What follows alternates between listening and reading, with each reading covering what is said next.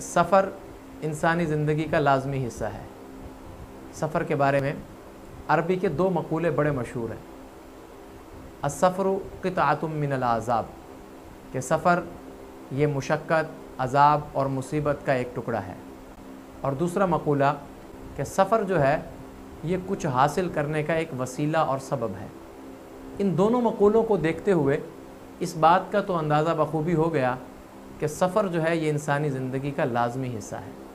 वैसे तो इंसानी ज़िंदगी भी एक सफ़र है जो हर वक्त अपनी मंजिल की जानिब रवां दवां है, लेकिन इंसान को अपने रोज़गार के लिए, अपनी तालीम के लिए, सैर व सियाहत के लिए, अज़ीज़ व अक़ारब से मिलने के लिए या अपनी ज़िंदगी में और कामों के लिए सफ़र तो करना ही पड़ता है।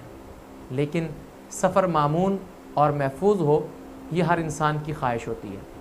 अगरचे आज का सफ़र गुज़िश्ता ज़मानों के मुकाबले में बहुत आसानदह और राहत वाला हो गया है, लेकिन उसके साथ साथ आज का सफ़र गुज़िश्ता ज़मानों के मुकाबले में ज़्यादा ख़तरनाक भी हो गया है। जहाँ तेज़ रफ़्तार गाड़ियाँ, तेज़ रफ़्तार ट्रेनें, तेज़ रफ़्तार बल्कि बरक रफ़्तार हवाई जहाज़ हमारे सफ़र की सहूलतों को और ज़्यादा आसान और सहल बनाते हैं, वहीं पर इस सफ़र के अंदर हादसात में बचने की उम्मीद उतनी ही कम होती है, क्योंकि गुज़िश्ता ज़मानों के सफ़र घोड़ों पर, खच्चरों पर, ऊँटों पर और गधों पर किए जाते थे। जदीद दौर का सफ़र जहाँ बहुत आरामदा है, वहाँ पर बहुत ख़तरनाक भी है।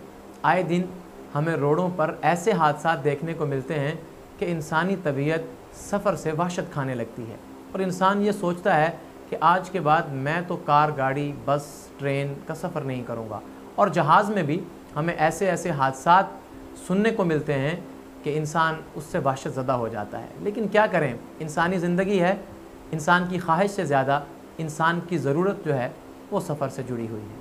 अपने आप को, अपने सफ़र को और अपनी ज़िंदगी को महफूज बनाने के लिए हमें उन दुआओं का एहतमाम करना चाहिए जो दुआएं हमें नबी करीम सल्लल्लाहु अलैहि वसल्लम से मिलती हैं। ये दुआ एक हदीस है, इसका तो पता मुझे बहुत बाद में चला, लेकिन मैंने बचपन में एक वाक़या पढ़ा था किसी बुज़ुर्ग का। वो लिखते हैं कि मेरी सारी ज़िंदगी सफ़र में गुज़री और मेरे सफ़र जंगलों में, सहराओं में, पहाड़ों में बहुत ख़तरनाक सफ़र होते थे, लेकिन मैं हमेशा जब घर से निकला तो मैंने इस दुआ को अपना मामूल बना लिया। खुदा का शुक्र है कि मेरी पूरी ज़िंदगी खैर व आफ़ियत, महफूज और मामून गुज़री सिर्फ़ और सिर्फ इस दुआ की वजह से। वो दुआ क्या है और वो हदीस क्या है जो मैं आपके सामने पेश करने जा रहा हूँ, और अपने तमाम उन अहबाब से जो अक्सर सफ़र पर रहते हैं, दीनी मकसद के लिए, रोज़गार के लिए, तहसील इल्म के लिए या दीगर ज़रूरतों के लिए, वो घर से निकलते वक़्त इस दुआ को लाजमी पढ़ें। इंशाअल्लाह महफूज और मामून घर वापस आएंगे। हज़रत अनस रज़ी अल्लाह ताला अन्हु से मरफ़ूअन रवायत है कि मन क़ाला इज़ा ख़रजा मिन बैतिही बिस्मिल्लाहि तवक्कलतु अलल्लाहि वला हौला वला क़ुव्वता।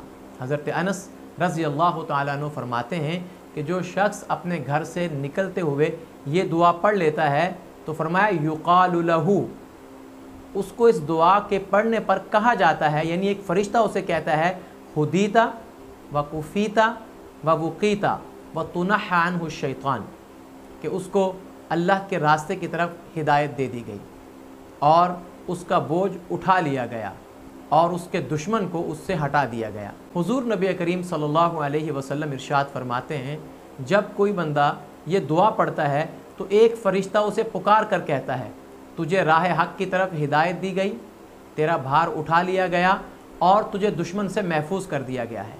ऐसा कहने पर उस पर मुतय्यन शैतान को हटा दिया जाता है और फिर एक शैतान उस शैतान से कहता है कि अब तू इसको कैसे गुमराह कर सकता है जिसको हिदायत दे दी गई हो, जिसका बोझ उठा लिया गया हो और जिसको तमाम शयातीन से महफूज कर दिया गया हो।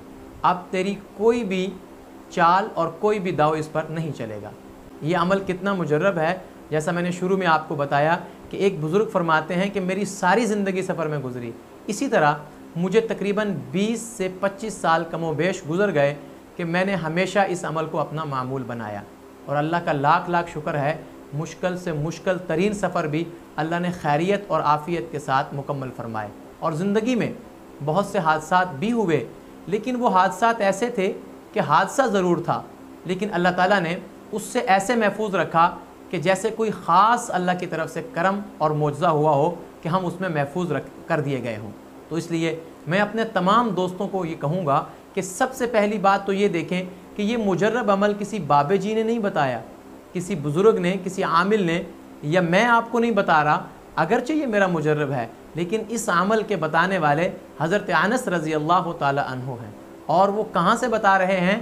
وہاں سے بتا رہے ہیں جہاں سے ہمیشہ سچ ہی پھوٹتا ہے، جن کی باتیں حقیقت ہیں اور حقیقت سے بھی بڑھ کر وہ خدا کی شریعت اور وحی الہی ہیں۔